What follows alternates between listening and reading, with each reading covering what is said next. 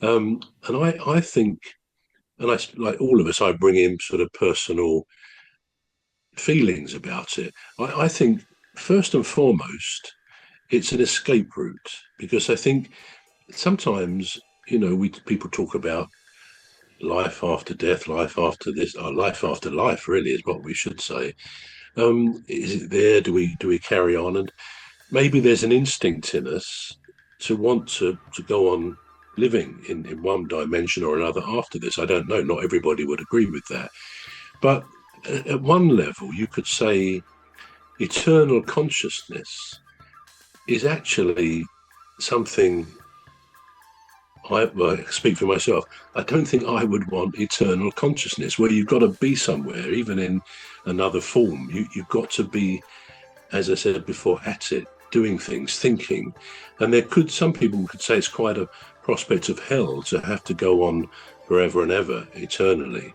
So, okay, that's a bit different from what we're saying here. But even the idea of spending our lives having to be conscious every moment of our lives for however many years it is actually not always a good prospect. So to me, it's again whether the brain puts it in there, whether a creator has put that into us. To me, it's an escape because if people sometimes we all get stressed, don't we? That can stop us sleeping sometimes. We get worried about things. There's such things as depression. And somehow maybe it's vital that we get away from having to deal with just being, having to deal with consciousness, having to stay on top of things, because to all of us, there are times where we don't feel we're on top of the things in our lives. So for me, I think it's an escape.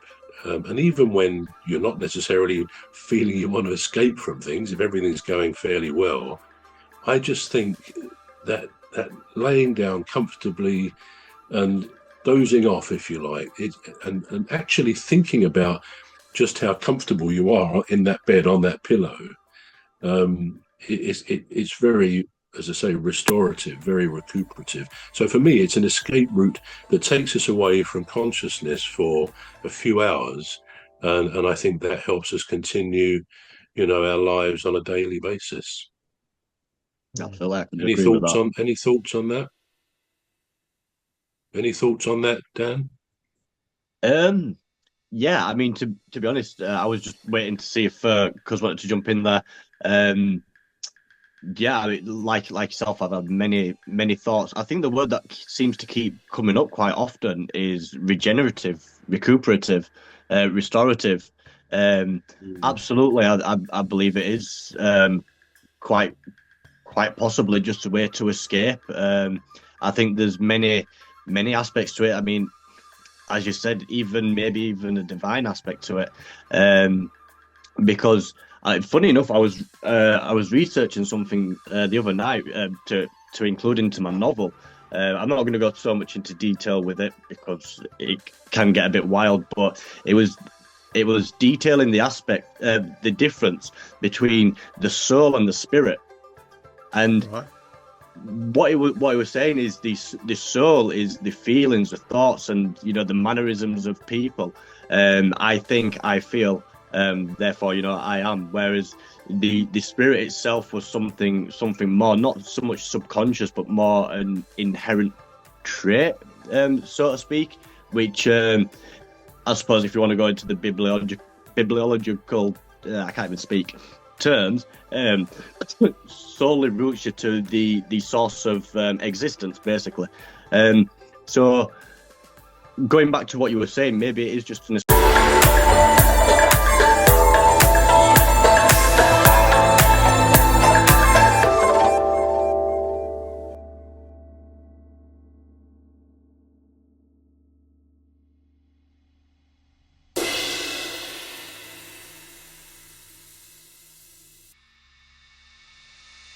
basically.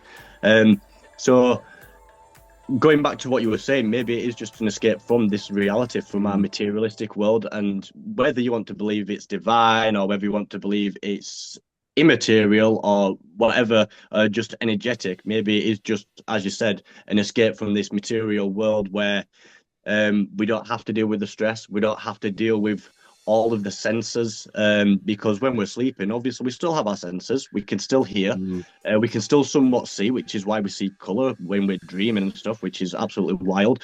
I, I can't say I've ever tasted anything or smelt anything while I've been asleep, but I've certainly felt touch. So I think it dulls down and limits your senses, so you don't have to. So all your thousands and millions of receptors and neurons aren't having to put up with all the senses of the Absolutely. materialistic world. What Yeah. about you, Cod? Yeah, I was just thinking about just exploring the. I know we ain't got that much time, but it's just quickly just looking at the consciousness or subconsciousness when you're sleeping. And there's something that I've always noticed over the years, and it's the fact that when you sleep during the day, it's different from when you sleep at night. During the day, you're more conscious. At night, I don't know if it's because it's quiet or whatever, but at night it seems to be a little bit more deeper than when you sleep during the day. Is that something that anybody has noticed? Absolutely. Yeah, Darkness. yeah. I would say that's true. I mean, having said that, I don't know when I last slept during the day, but I know exactly what you mean. If you find yourself having a power nap for 10 minutes or something like that, it's actually. I mean, occasionally, and only occasionally, if I'm in the cinema and the film isn't doing much for me, we were there the other day actually watching something called Y2K, year 2000. This was the Millennium Bug, and okay, it was probably quite a clever film, but it didn't do much for me, and I kept getting a nudge from my friend, and I was dozing off to sleep. But I was kind of, it's what we said earlier. I was kind of there as well. I was dozing, but it was actually a very nice, relaxed sleep, and I wasn't bothered about missing the film. But so I do agree with you. I think it's a different type of sleep if you do sleep during the day. But yeah, I'm not sure how that really sits with our overnight sleep. Certainly, somebody like, for example, Margaret Thatcher, apparently only ever used to sleep for 4 hours a night. And that was quite well documented. So clearly, there are some people who only need 4 hours or 5 hours sleep a night. I have an idea Winston Churchill may have been in the same camp as well. So yeah, nothing is totally covering everybody, but most of us need 7 or 8 hours sleep a night, I think.